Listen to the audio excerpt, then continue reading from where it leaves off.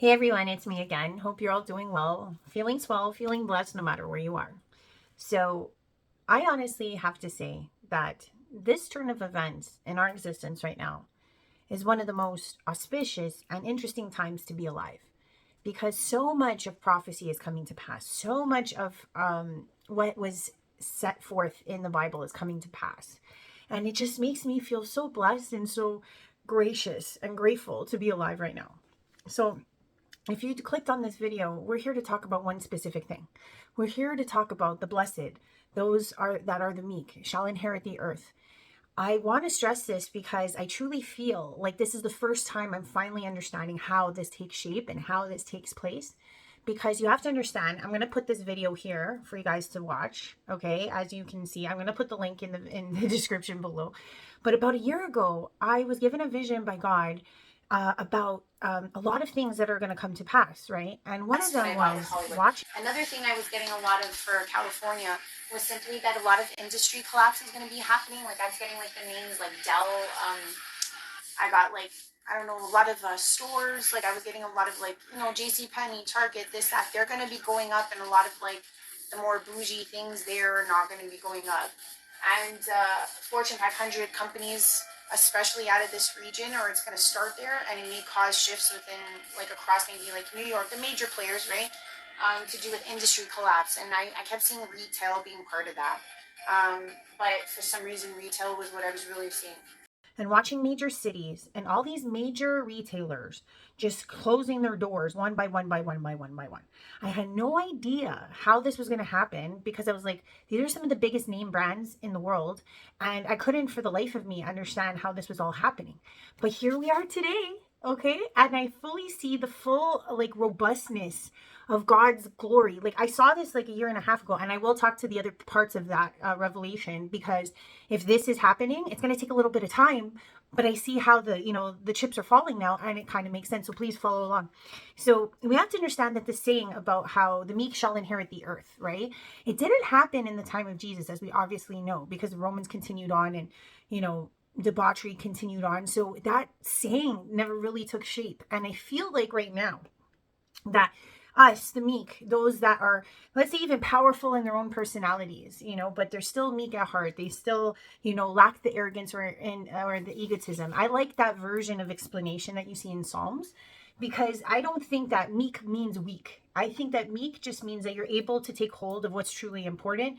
You don't need to sell yourself in terms of your own personal growth, your own personal power by trinkets or idols, you know what I mean? And I feel like right now, with what China and US are going through with this tariff war thing, it is one of the most eloquent formations of this prophecy to come to pass. Because what we're realizing is that China is being humbled by the US because they're losing jobs like left, right, and center. Factories are shutting down. We're seeing one of the biggest economies just like humbled, just like dropped down, just like, one of the largest economies just like shattered, right? And then equally, China is humbling the US, okay? Because it's like this global supply balance is being thrown out of whack. And it's like there's mutiny taking shape in China and bankruptcy in the export business, you know what I mean? And then you see the US being exposed to the facade that is the markup, that is the retailers of imperial stupidity. And how people are seeing this now is because China's like, screw the middleman. We'll sell you all this stuff directly to the purchaser. Let's get rid of the retailer. Let's get rid of the wholesaler. Let's get rid of all of this. And you buy our stuff direct. And what is this doing to those that I put in I call it imperial stupidity because I truly feel like this was something that I, in my entire life, never really took part in. And I think what's happening is like a lot of the people on this planet, and don't get me wrong, okay? Don't take me wrong, but this is a real imbalance in self-worth that we have seen throughout all the generations, okay? What have people done? They have used trinkets and they've used idols to equate to their self-worth. Okay, what I mean by this is, let's say, nice clothes, bags, etc. Okay, shoes, name it. Name brands in general have been ravaging this planet for so long. Meanwhile, back at the ranch, there's some poor Asian worker getting pennies on the dollar to make everything. And then the person purchasing is, no offense, like, you're basically forking out all this money for this status symbol, right? That is really not worth what you're putting out. So now in this time alone, China's like, let's cut out the middleman. You buy these trinkets from us directly. And people are losing their brains because they've spent like almost $40,000 on a trinket that's really only worth $1,000 to prepare. And they're like, what have I been spending my money on all this time? And it's like, I'm losing it, So you've got this like push and pull and push and pull, this rivaling like energy in this whole nature of humbleness and meekness that is shining through on both sides. And the reason why I'm saying this is because if we are to humble all of those that prided themselves so strongly and glorified themselves so strongly in the status of things, okay, if this becomes an equal playing ground in the sense that we'll all know that your trinket isn't really worth what it's worth, really you just have a Ferrari with a Honda engine in it, then realistically that's going to eliminate a lot of placation. This is going to eliminate a lot of this I'm better than you crap that's been going on in the world for so long. And I mean, no offense, the meek, those like myself, and those that are, in this way of being, we kind of have an edge just slightly, simply because all of those that are finding out this truth on either side, right? It's like the Chinese market thought that they could never shatter. And then the US purchasers thought that all of their things would save them. You know what I mean? Some people even thought like those bags and those shoes were kind of like a 401k. Some women's closets, like they literally think that's their nest egg.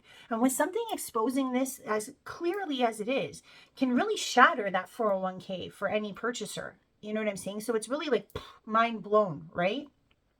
It's like you have a savings bond that used to be worth 40,000 and now it's only worth 1. Huge playing ground equilateral revelation. You know what I mean? So this is going to change and take shape in a lot of people's hearts.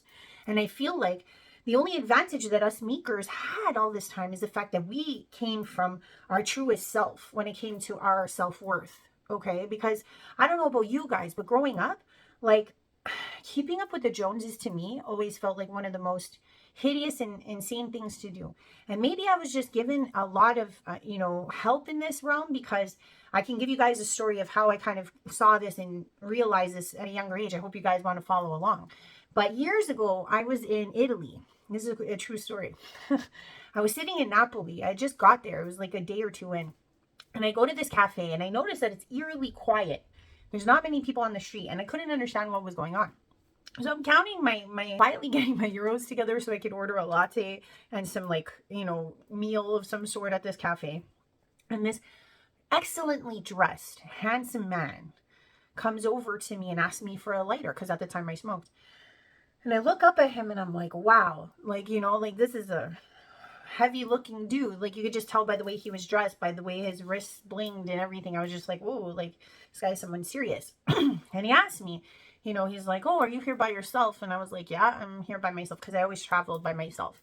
And he was like, oh, would you mind joining me? And I was like, okay. And I could see the other workers at the cafe were kind of looking at me like, don't do that, don't sit there type of thing. But like every fiber of my body, not only was I in my early 20s, not only was this guy super handsome, he was well dressed and well to do, right? That's how our mentality works, right? When I was in that idolatry stage in my life. So I sit down with the gentleman, okay? And I'm like, oh, and he's like, how long have you been in Italy? What's going on? And I'm like, oh, I just got here to Napoli and la la la. And he's like, oh, don't worry, whatever you want, I'll pay for it. And he literally like snapped his fingers like a douchebag, what I would consider a douchebag now. But back then I was so impressed because I saw everybody running and, you know, it was really insane to see that. I was like, oh, whoever this guy is, he has some power here.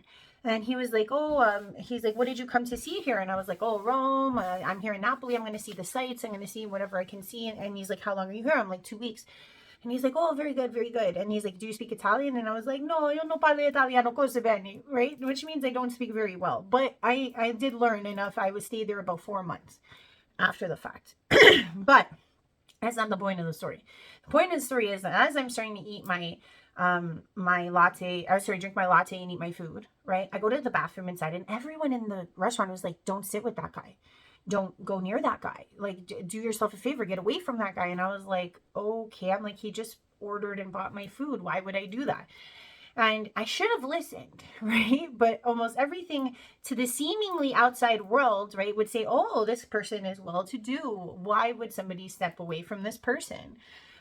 And I returned back. I sat down and he was like, oh, he was like, we're going to hear something very interesting in the next 20 minutes. Whatever does happen, he's like, please don't be alarmed. It'll all be okay. You're with me. And I was like, okay. I just kept eating my food and drinking and speaking with him, smoking my cigarettes. And I'm just like, 20 minutes later, just as this guy had said, okay, this huge bomb goes off. And when I mean bomb, like I've never heard a bomb in my life, okay, but I knew it was a bomb. It shook everything. And it was like, you could just hear the screams coming out. And he looks at his beautiful gold watch and he is like, okay. And he's like, he forks out the money and then he decides to finish his cigarette and he leaves. And I was like, Signore, like, please explain what's going on. And he was like, oh, I'll tell you what's going on. He's like, oh, the Chinese think that they can come into our country and they can come and make one thing of the bag, put on a zipper and say it's made in Italy. He's like, no longer will I stand for this. No longer will we, the mafia, stand for this. And I literally sat there and I was like, oh my God. I'm like, I'm meeting a real mafioso from Napoli. And I'm like, and he just and his friends just bombed a factory of Chinese workers. And I was like, holy fucking shit. You know what I mean? So he takes off and I'm like hearing the police in every direction. And I'm like, oh my God, am I an apprentice to this? Is that why he sat with me? So he wouldn't look suspicious? I was like, this is nuts. But the point of that story, what I'm trying to get at is that even from back then, this was 2012, I had a very rude awakening to the idea that Chinese workers were in Italy just basically sewing, let's say, the first formations of a purse, qualifying that it was made in Italy, then shipping it over to China, and then finishing the process for like, cents on the dollar versus it being made by true Italians in Italy. So I knew that there was this maneuver that was happening.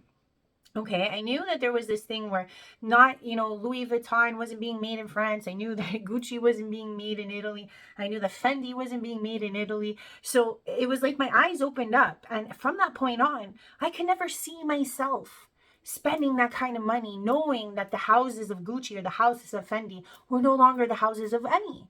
That they were being offshored and sent over for, like I said, cents on the dollar. So it was really insane to me for the most of my life to even think of spending that kind of money. I knew girls that spent like thousands of dollars on each pair of shoes they bought. Manolos, whatever the case may be.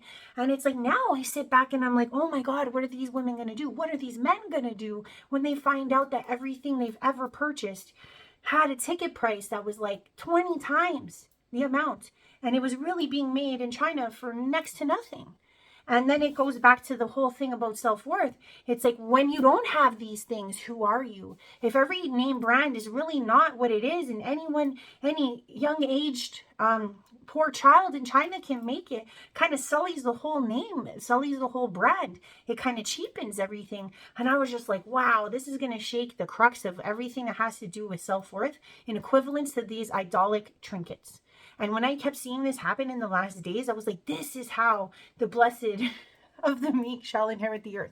Because those of us that have been humbled or have had maybe, meeker upbringing or just lived this way because we understood certain things or we had this discernment from a younger age, didn't follow suit into it. And trust me, when I say growing up that I did not follow this stuff. I luckily had parents that were so anti against brands, so anti against anything. They were more into quality versus branding. So I can honestly say from my standpoint, I never fell into this. And trust me, I caused a lot of waves in my life because of that. Because people didn't get me. People didn't understand where my confidence came from. But like Psalms describe, some of us meek folk, right? We're not weak folk, okay? Some of us not having these items to, glorify ourselves or to make us seem like we're on a higher platitude always caused us to live in a world of true identity and to walk forward bravely without these things to kind of boost our ego or to boost our sense of self. And the thing becomes is that if you've prided yourself on these things your whole life, it's like a house of cards that's going to collapse. And so you're going to see a lot of persons kind of fall to the wayside when they realize their Ferrari is simply just a Honda Civic in a nice, shell. And that in its sense is how persons like myself and those that are of the meek nature who've had to learn how to become, let's say, more strong in their sense of self, naturally, gradually, through the process of actually being, will have an edge towards the next future wave of persons that relied so heavily on all of these things. And it's like, I really feel like that's how we're going to shine more so, because we will automatically be okay because we never had this reliance from the get go or throughout our lives. So we're not intimidated to set forth into the world, another year or another 5 years, another 10 years, because it's kind of like when, what's that story with the king who ends up having all of his garments removed and he ends up walking through the square naked? You know what I mean? It's like, without your things, who are you, right? So I know there's going to be a lot of Britneys and Tiffany's and, a lot of Charlene's, whatever the case may be. And I don't want to make fun of women. Trust me. I grew up with a lot of women like this. I have, the same equivalent hairs on my head as to all the women who have ever hated me in my life for not wanting to conform to this, because they just couldn't understand why I was popular or why I had attention without spending every freaking dollar I had on all of these things. And yet I still had attention. It drove women crazy. So trust me when I say that I have literally the equivalent of hair as I had haters growing up in elementary school, high school, college, especially college, because no offense, there was a lot of princesses who were very much clothed in all of that, bathing in all of the trinkets, the idolic trinkets, and yet they still were upset with me because I was cerebral, or because I was funny, or because I just had a good humility about myself, or I'd been through a lot, I had crazy stories. Something would piss these people off. You know what I mean? And I'm not saying that guys don't go through this too. They genuinely do. You know how many guys I know have to floss, have to have their hats match their shoes and all that jazz? I get it.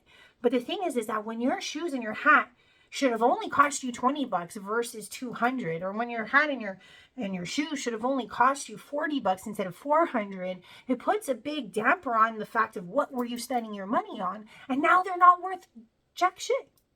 So it has a huge impact on the self-esteem of all of those persons that use those things to make themselves feel better. So I just wanted to point this out, that this terrafor is more fulfilling in terms of, like, in the sense, and like, don't get me wrong, it's horrifying, but at the same time fulfilling in the sense of this imbalance, right? And what it's going to do on both sides, because it's going to take away the arrogance and the egotism from so many persons that they're going to have to start from where we started to find their truest selves. And without those, blinders on of like what they have to offer, not being in the form of garmenting anymore, it's going to send waves through the ethers, because people are going to have to glorify their own self-worth through themselves, their truest identity.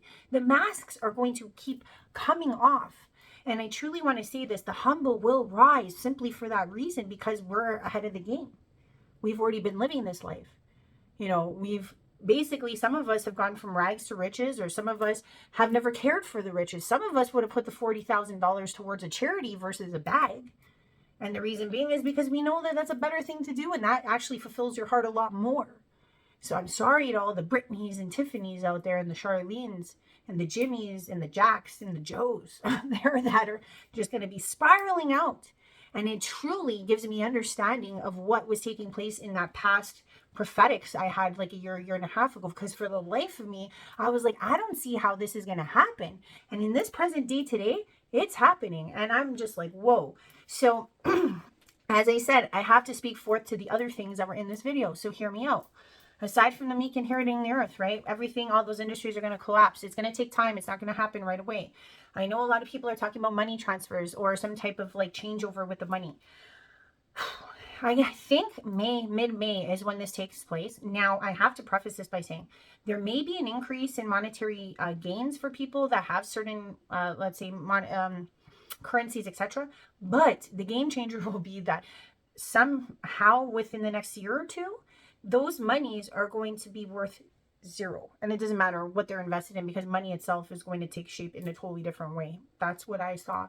But that's a little farther ahead in the game. But what I did see from that specific Profetix about all the major brands going down was that, again, that has to do with California. It was the same time frame that I saw that.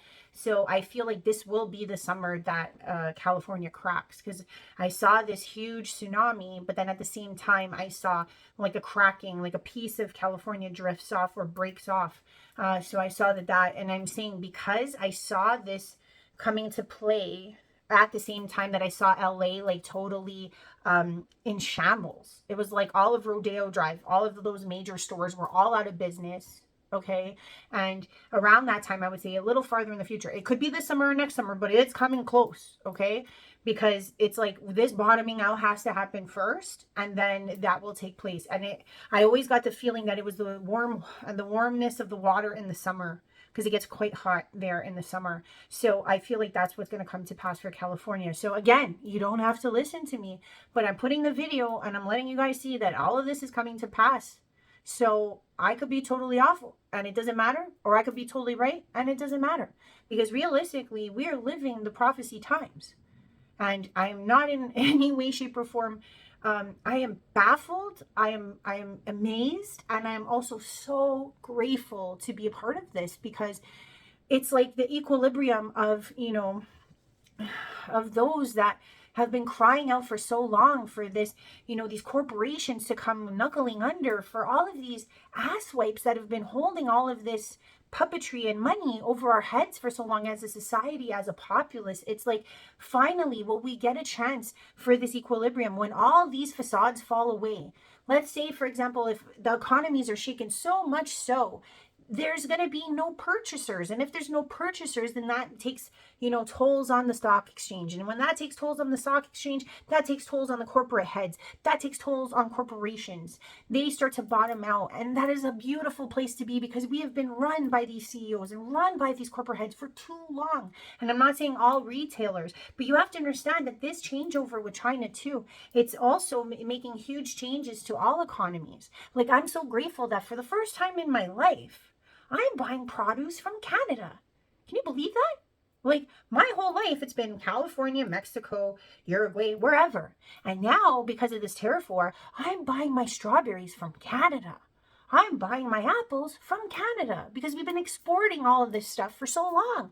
So finally, we're putting ourselves back on the map for our own produce to come and be sold to our own people. It's actually a beautiful thing. And I'm sure in the States, in Europe, and in all of these countries around the world, now that these wars are going on, we're all kind of like figuring out new alliances, and we're figuring out new ways of being. That this shakeup, I know, is terrifying. It is. Like, don't get me wrong, but it's going to be humbling, so that we can all figure this out together, so that we can all have somewhat of an equal playing field. No more facades. This is the reason why. I don't care if it's the spiritual community. I don't care if it's the regular community. I don't care if it's the mommies, mommy meetups. I don't care what it is. This has been going on every level since the beginning of my existence and your existence. This status crap needs to fall. You're no better than me. I'm no better than you. We are all in this together. And this is how we have to find ourselves finally. And I'm saying to you guys like this, why I've never been upset about all the things that are to befall us, because it is the first time we're ever going to get to an even keeled playing field. Yes, we'll all be broke. Yes, we'll all be fighting together. But isn't that beautiful? Isn't that what we need?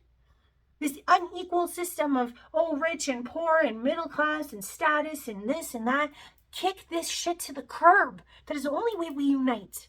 We unite as a people. We unite as human beings, striving, loving, wanting more than what we were sold, what we were told.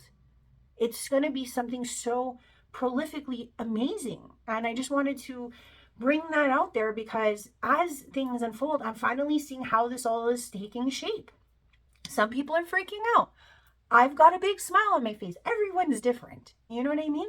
But I can't wait to see the uprising of beauty that comes forth from all these persons that might finally wash away all of these trinkets and idols off of themselves and say, I'm a beautiful human being that deserves to be loved without all this stuff, just being myself. That is a beautiful place to stay. That is a beautiful place to start, because that is something that is terrifying, but is so needed in this time and in this place.